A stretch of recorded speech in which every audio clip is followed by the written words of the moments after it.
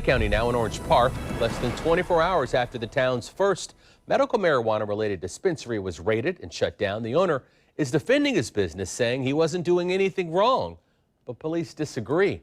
Channel 4's Ashley Harding spoke to the owner of that dispensary and the Orange Park police chief. The doors are locked at the CBD Dispensary on Kingsley Avenue. Some people walked up thinking the store was open. It was 24 hours ago. I was called and they told me that the police were there. The business's owner, Harry Sater, found out detectives were raiding the store. The product inside was being seized. Sater wasn't available to speak on camera, but talked to me on the phone, and he insists his product isn't illegal. They said that we were illegally selling marijuana, and I tried to explain to them that it's industrial hemp, which contains no THC, that it's a health benefit, not to get high with. But Orange Park police are telling a completely different story. Orange Park Police Chief Gary Goebel tells me detectives acted on a tip that the product inside did contain THC. He says they went inside, bought some of the brownies, tested them, and the results were interesting. What we tested did contain THC, and you cannot sell THC over the counter without a prescription, and that's what he was doing. So he was selling basically cannabis from a storefront. In addition to that, Goebel says the business was operating without a license. Sater said he tried to get one from the city, but was basically ignored. They acted very weird, that they didn't even want us there. They never called me back to explain anything. Sater insists he was following the law and is convinced his business is being unfairly targeted. We're here to help the people. We're not here to get people high. Police say they're not targeting anyone and charges are pending. If you're selling a THC-laden product over the counter, we're not going to allow that. It's against the law and we're going to come after you. Reporting in Orange Park, Ashley Harding, Channel 4, the local station.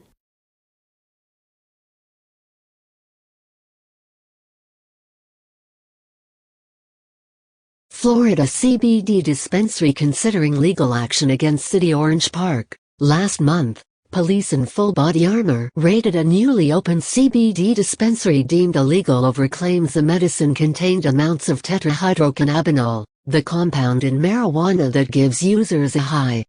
Police, armed with guns and a search warrant, stuffed themselves into the 400-square-foot dispensary located at 418 Kingsley Avenue.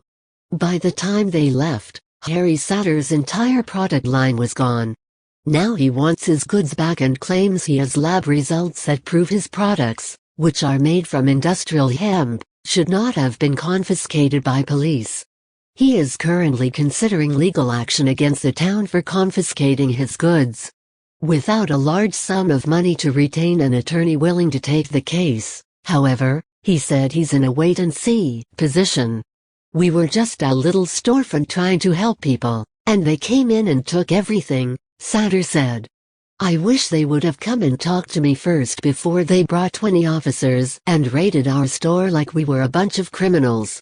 Officers confiscated Sater's cell phone and his mother-in-law's cell phone, and he said officers have not returned calls, emails or text messages asking to talk about the incident. No charges have been brought against Sater since officers raided his shop on November 29. Sater said charges shouldn't be brought against him because ambiguity in the interpretation in Florida's 2014 Compassionate Cannabis Act doesn't apply to cannabidiol, or CBD, which is non-psychoactive. CBD oil from industrial hemp is already legal in all 50 states because the initial product contains no traceable amounts of THC. Industrial hemp is genetically bred to have high levels of CBD and is safe for children and the elderly to consume. If it carried high amounts of THC, then yes, it's illegal, Sater said. But it has no THC or very low THC because it's industrial hemp. It's not to get you high, it's for health benefits. Last month's raid of the town of Orange Park's first CBD dispensary has turned into part legend and part rumor. The raid has especially been a prime topic of discussion among those shops that have sold the medicine for years. Many believe the shop's prominent signage, and its location across the street from the Orange Park Police Department building, made it more of a prime target of scrutiny. Others believe the product taken off the shelves November 29 did contain illegal amounts of THC. CBD is legal, THC is illegal, said Shannon Durante, a local glassblower and employee at Smoke City Tobacco Accessory Shop, which sells CBD products at 295 Blanding Boulevard. It's also a small town. We have a lot of people coming in and talking about the dispensary's closure, but we really don't know what happened. Smoke City carries many of the same types of products Satter's CBD shop sold. Edibles and vape liquids for e-cigarettes namely. However, when asked, she said she had never had any trouble from local police, and furnished a lab report claiming their product contained no THC whatsoever. Durante said, however, that Smoke City does not rely solely on one product to make a profit. If it lost the right to sell, their shop would remain open, unlike what happened to Satter. Satter said the Clay County location of his local Jacksonville smoke shop chain Rio Tobacco, which he closed in October, carried CBD as well, something he never received any trouble for from local authorities in Jacksonville or Clay County. At Granary Whole Foods, which sells vitamins and herbal supplements, however, sales for CBD oil come from customers who say the medicine is extremely beneficial, especially with autistic children. They're nonverbal, and they can tell a huge difference since they started giving it to them, said Amanda Usry, who has worked at the Orange Park-based shop for 12 years. We've never had an issue with police. We don't advertise our product. The dispensary had, right next to the police station, a big, green cross, which is a big symbol out in Colorado. Other speculation surrounds the timing of Satter opening his shop and how closely it occurred after the November 8 election in which voters overwhelmingly passed Amendment 2, which makes medical marijuana legal in Florida. The amendment has municipalities scrambling to establish moratoria on medical marijuana shops until they can decide new zoning classifications would be best.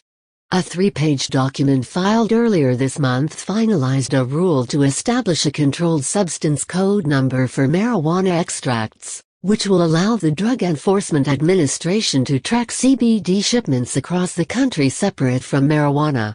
The DEA will continue to list it as a Schedule I controlled substance, a category reserved for drugs with a high potential for abuse and no currently accepted medical use. For law enforcement officers involved with the incident, however, the reason for the raid is simple. The raid was the culmination of a week-long undercover operation where product was purchased, tested and found to contain THC in illegal amounts, which can only be sold with a license. They weren't licensed, they weren't asking for prescriptions, they weren't doing any of the things that the state of Florida requires them to do to sell these products, said Sergeant Jeremy Clark with Clay County Sheriff's Office Narcotics. So, essentially, they were just selling marijuana.